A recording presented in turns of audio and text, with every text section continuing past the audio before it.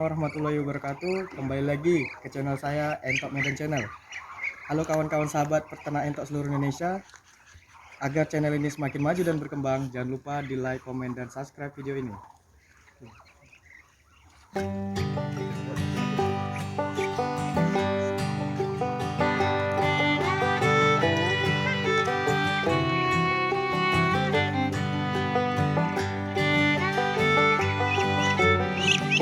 Oke teman-teman sekalian, saya akan membawakan judul tentang 5 kegagalan yang sering terjadi dalam berbudidaya entok. Oke teman-teman sekalian, simak video ini tanpa di skip agar teman-teman sekalian bisa paham apa yang akan saya sampaikan di video ini. Nah, sering sekali terjadi ya, ini yang pertama, sering kali terjadi pada para peternak pemula.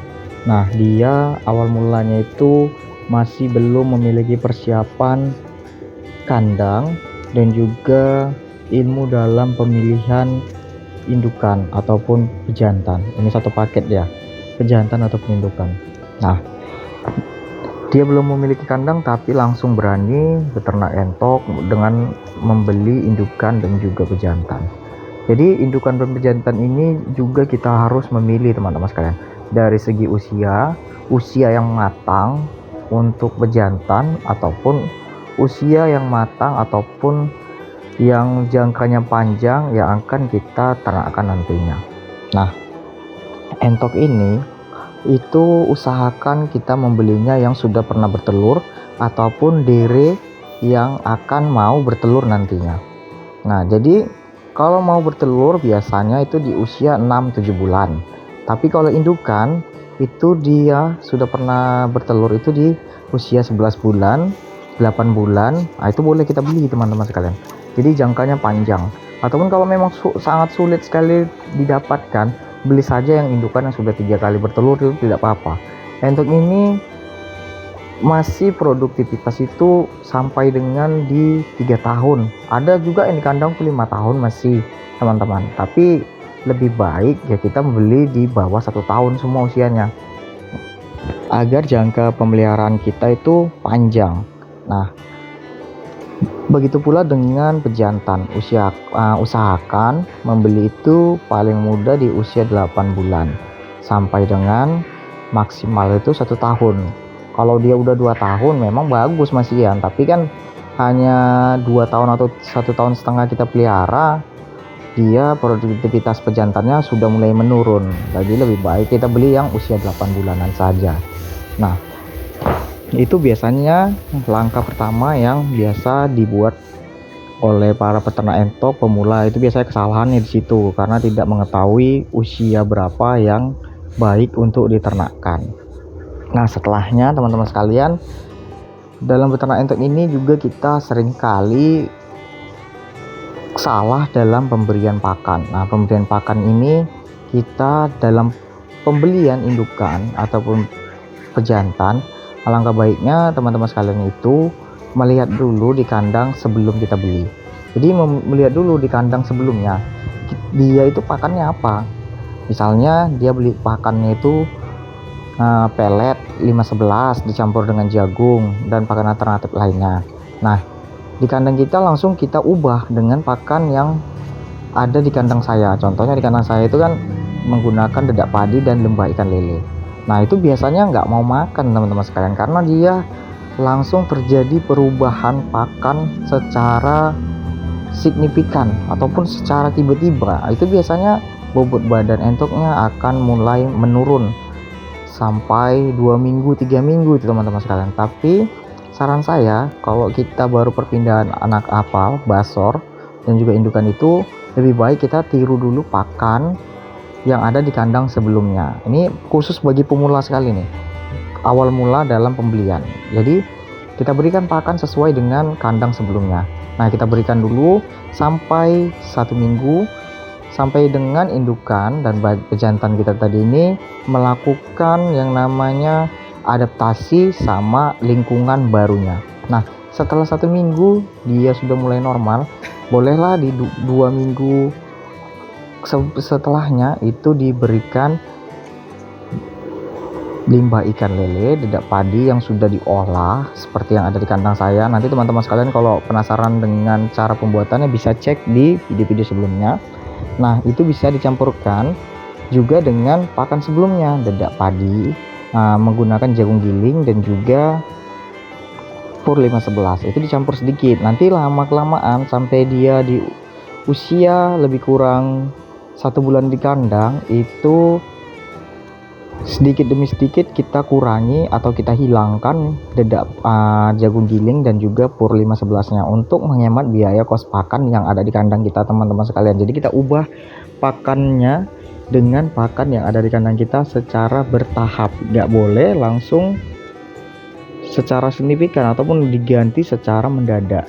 Jadi itu nggak boleh, teman-teman sekalian. Nah, kesalahan ketiga kita langsung masuk itu biasanya para pembudidaya ataupun peternak itu masih belum menentukan apa yang akan diternakkan nantinya atau sistem apa yang akan diternakkan nantinya. Nah, dalam berbudidaya entok ini kita ada 2 sistem, teman-teman sekalian, yang mana sistem tersebut menentukan kesuksesan kita dalam langkah selanjutnya berbudidaya entok ini. Nah, yang pertama ada sistem pembibitan. Sistem pembibitan itu apa? Sistem pembibitan kita di sini memelihara indukan dan juga basor sebanyak-banyaknya, teman-teman sekalian. Jadi ada sebanyak-banyak ini dalam arti memiliki perbandingan. Contohnya 30 indukan dan 5 ekor pejantan. Terus tujuannya untuk menghasilkan anakan entok sebanyak-banyaknya. Jadi dia nggak ada yang namanya membesarkan anakan entok kalau sistem pembibitan ini. Jadi misalnya 300 ekor ditetaskan oleh 30 ekor indukan ini. Jadi kita jual semuanya itu, teman-teman sekalian. Jual semua 300 ekor anakan entok tersebut tanpa menyisakan sedikit pun anakan entok di kandang kita. Nah, itu yang namanya sistem pembibitan. Jadi dia mengambil keuntungan dari anakan entok. Jadi hanya dari anakan entok tanpa membesarkan anakan entok. Nah, jadi itu yang namanya sistem pembibitan. Nah, kita masuk ke sistem pembesaran. Sistem pembesaran apa? Nah, pembesaran itu kita membeli anakan entok tanpa membeli indukan dan juga basor. Jadi kita membesarkan anakan entok itu sampai panen. Jadi itu yang namanya sistem pembesaran ataupun ya sistem pembesaran ya, untuk membesarkan anakan entok dijual kilogram aja untuk dikonsumsi atau untuk diambil dagingnya. Nah, langsung masuk ke kesalahan keempat, teman-teman sekalian. Biasanya ini sering kali terjadi yang bisa menyebabkan penyakit di kandang kita. Nah, malasnya kita sebagai peternak itu membersihkan area kandang. Nah, area kandang ini sangat-sangat penting untuk kita bersihkan setiap harinya, teman-teman sekalian, bukan hanya seminggu sekali. Karena entok ini, khususnya di anakan entok itu, kandangnya itu biasanya tuh sangat kotor, teman-teman. Jadi sangat kotor, amoniak di mana-mana, tanpa kita sapu, tanpa kita bersihkan. Itu biasanya kalau terus menerus terjadi penumpukan kotoran ataupun amoniak, maka biasanya bakteri itu semakin cepat bertumbuh, teman-teman sekalian. Apalagi ditambah dengan yang namanya musim hujan. Nah, jadilah semua itu udah musim pancaroba, kita jarang ke kandang, kotoran di mana-mana. Apalagi yang terjadi becek di kandang itu biasanya udah baunya nggak sedap, terus bakteri itu cepat berkembang. Nah, biasanya awal mulai terjadi itu kolera, teman-teman sekalian, berak kapur, berak hijau. Itu biasanya sangat-sangat mengganggu metabolisme entok kita. Nah, jika kita biarkan tanpa penanganan, biasanya entok-entok ini akan drop, akan stres. Nah, jatuhnya nanti bakalan beberapa ekor itu terkena yang namanya virus mata biru. Nah, jadi terkena mata biru tanpa tercemar di kandang orang lain, teman-teman sekalian. Itu biasanya kalau nggak ketahuan. Jadi biasakan kita melakukan observasi kandang atau memperhatikan daerah kandang itu setiap harinya. Kita lihat pada saat pemberian pakan. Kita lihat entok mana yang kurang nafsu makannya, ataupun pada saat pemberian pakan yang lainnya pada berebut makan, berebut makanan, dia diam di pojokan. dia diam aja, nggak ada melakukan makan atau pergerakan, dia diam kedinginan, itu biasanya sudah mulai terjadi tanda-tanda. Itu biasanya kita ambil, kita lakukan karantina di kandang tertentu sehingga tidak menularkan penyakitnya ke entok-entok yang lain yang masih sehat. Nah, kita langsung masuk ke yang terakhir nih teman-teman, kesalahan yang kelima dalam berbudidaya entok. Lakukan yang namanya vaksinasi teman-teman. Vaksinasi. Jadi vaksinasi itu tidak terjadi pada saat dewasa. Usahakan kita vaksin anakan entok dari usia 1 minggu. Nah, kita vaksin tetes mata teman-teman sekalian. Nah, sampai di usia 3 minggu kita lakukanlah sesuai dengan vaksinasi yang terjadi pada ayam. Nah, sama dia, kita vaksin ND, vaksin AI. Terus tuh kita nanti masuk ke usia dewasa kita kasih vaksin gumboro yang dicampur dengan minuman itu teman-teman sekalian. Jadi yang namanya hewan, apalagi sekarang unggas, itu nggak tahan dengan pemberian jamuan saja teman-teman sekalian. Jadi banyak sekali ya sekarang ini orang ngeyel, nggak perlu divaksin-vaksin, pakai ini aja ramuan nenek moyang katanya, dengan jamuan, nggak tahan teman-teman sekalian.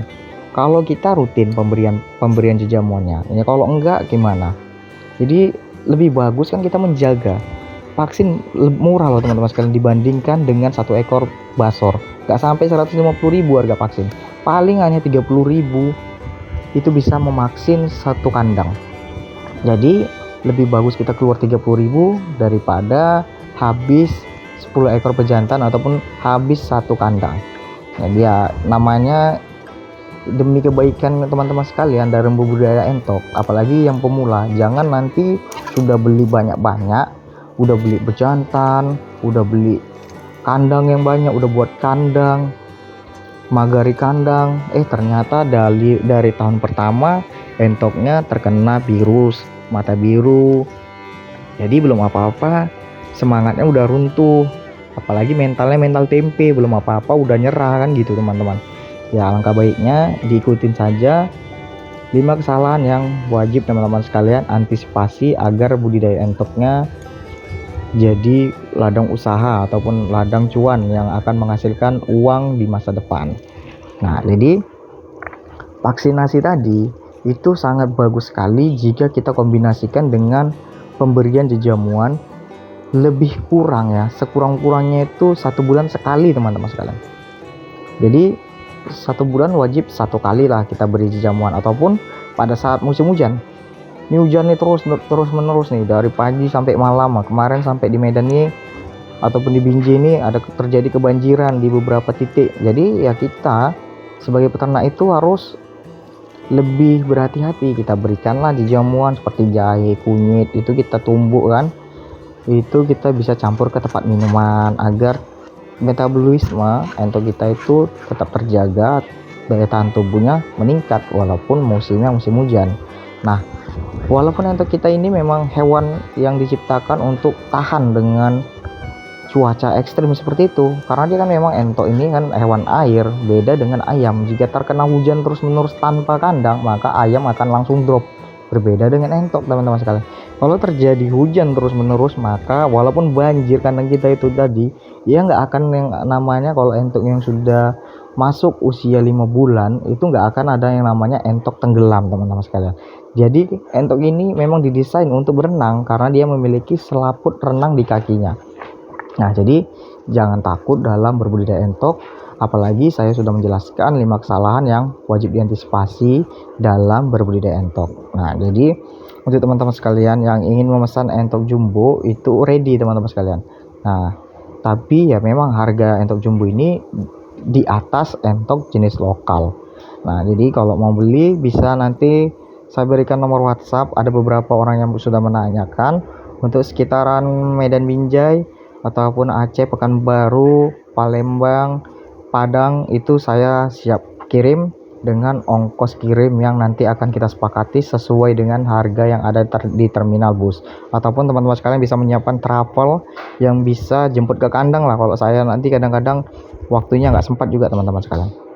Oke, saya rasa paham dari penjelasan saya kali ini tentang 5 kesalahan peternak pemula.